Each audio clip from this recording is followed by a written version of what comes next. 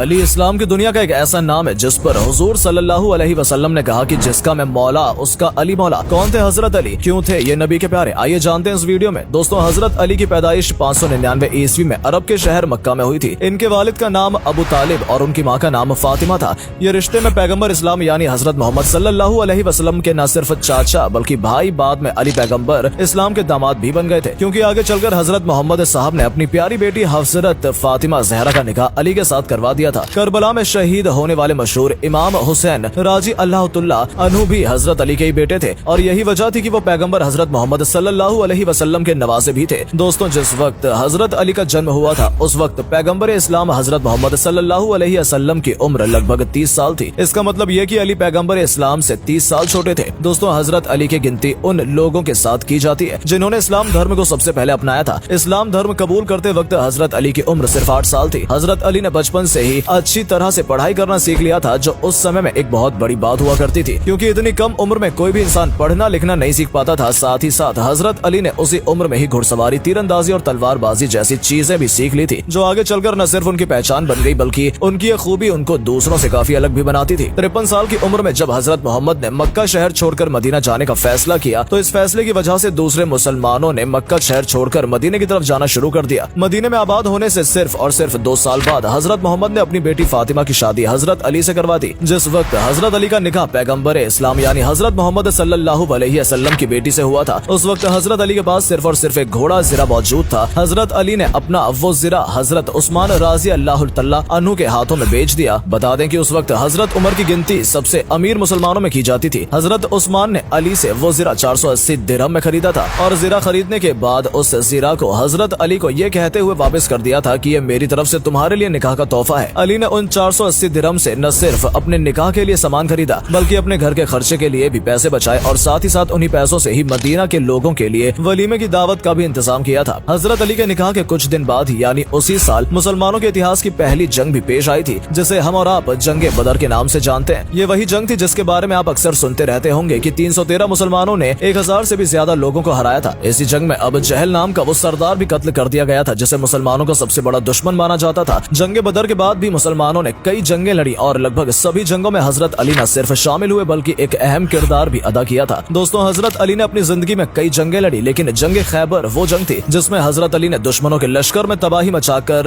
रख दी थी और मुसलमानों को एक तरफा जीत दिलाई। हजरत अली कर मुतल्लिक कहा जाता है कि उनको फर्क नहीं पड़ता था कि उनके सामने कितना बड़ा लश्कर या फौज है, वो उन लश्करों पर एक शेर की तरह हमला किया करते थे, और इसलिए अल्लाह के नबी ने उन्हें शेर खुदा के लक़ब से नवाजा था। मौला अली अलैहिस्सलाम वो हस्ती थे जिन्हें हजरत मोहम्मद साहब के बाद सुन्नी मुसलमानों ने उन्हें अपना चौथा खलीफा और शिया मुसलमानों ने अपना पहला इमाम तस्लीम किया। इस्लाम के वो लीडर जिन्होंने करबला में भूखे प्यासे रहकर ये बताया था कि असल में जिहाद क्या होता है, वो मौला अली के ही बेटे इमाम हुसैन थे। दोस्तों, अब सवाल ये है कि आखिर जो सिपाही इतना तेज और खतरनाक था कि उसका कोई भी सामना नहीं कर पाता था, तो आखिर उसकी मौत कैसे हुई? तो दोस्तों, इस बात की तो इतिहास गवाह है कि हर बहादुर की जान उसके किसी अपने करीबी की गद्दारी की वजह से जाती है, और इमाम हुसैन के साथ भी ऐसा ही कुछ हुआ। दोस्तों, हजरत अली को कत्ल करने वाले का नाम अब्दुर रहमान इब्न मुल्जिम था। इब्न मुल्जिम पहले इमाम अली का साथी था, लेकिन फिर एक जंग के दौरान वो दुश्मनों से जा मिला और जंग में हजरत अली खिलाफ खड़ा हो गया, पर किसी तरह वो इस जंग में जान बचाकर फरार हो गया। बहरहाल इब्न मुल्जिम जब कूफा आया तो उसकी मुलाकात कत्ताम नामी औरत से हुई। ये वही औरत थी जिसके बाप को हजरत अली ने जगह मेहरबान में कत्ल किया था, लिहाजा कत्ताम हजरत अली के खून की प्यासी थी। कहते हैं कि इब्न मुल्जिम ने जब कत्ताम को देखा तो उसका आशिक हो गया। बता दें कि कत्ताम एक हसीनो जमील और खूबसूरत अरब खातून थी। इब्न मुस्लिम के कत्ताम से शादी की ख्वाहिश की। इस पे कत्ताम ने कहा कि मुझसे शादी करने के लिए तुम्हें मेरी 3 शर्तें पूरी करनी होंगी। कत्ताम ने इब्न मुल्जिम से कहा कि अगर तुम मुझसे शादी करना चाहते हो तो हजरत अली को कत्ल कर दो। ये बात सुनते इब्न मुल्जिम दंग रह गया और बोला कि अली को कौन कत्ल कर सकता है, वो एक बहुत बहादुर सिपाही है। फिर कत्ताम ने कहा कि मैं मालो दौलत नहीं चाहती हूँ, लेकिन अली को तुम्हें जरूर मारना होगा क्योंकि उसके द्वारा मेरे बाप का कत्ल किया गया है। लिहाजा इब्न मुल्जिम उससे निकाह की खातिर इस बात पर तैयार हो गया। कत्ताम ने 2 आदमी जिनका नाम वरदान और शबीबी था उनको इब्न मुल्जिम के साथ भेज दिया, और 19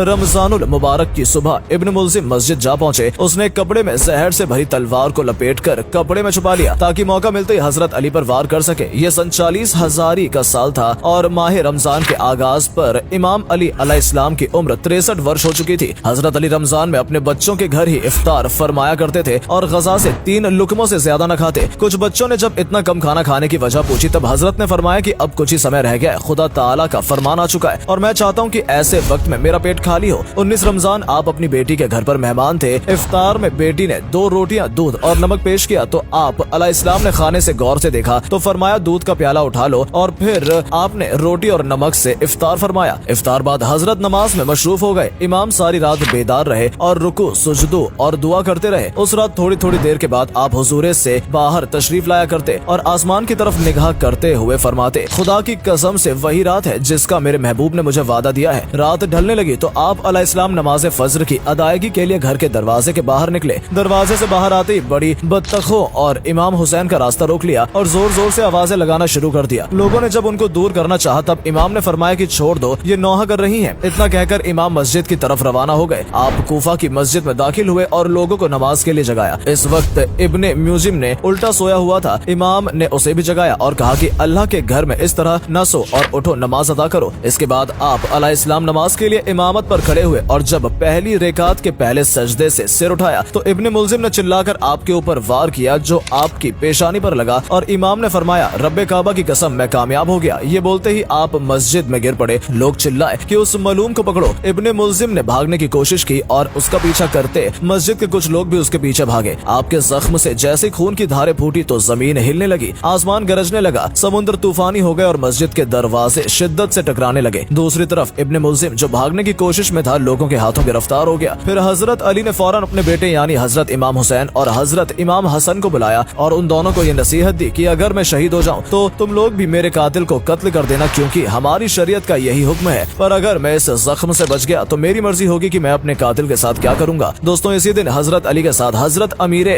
मुआविया राजी अल्लाह ताला अन्हु और हजरत अमर बिन आस को भी शहीद करने का मंसूबा बनाया गया था, लेकिन अल्लाह ताला के फजलो कर्म से वो सही सलामत थे। लेकिन हजरत अली इस जख्म की वजह से शहीद हो गए थे, जिस वजह से हजरत अली की शहादत हुई। उस वक्त उनकी उम्र लगभग 63 साल थी।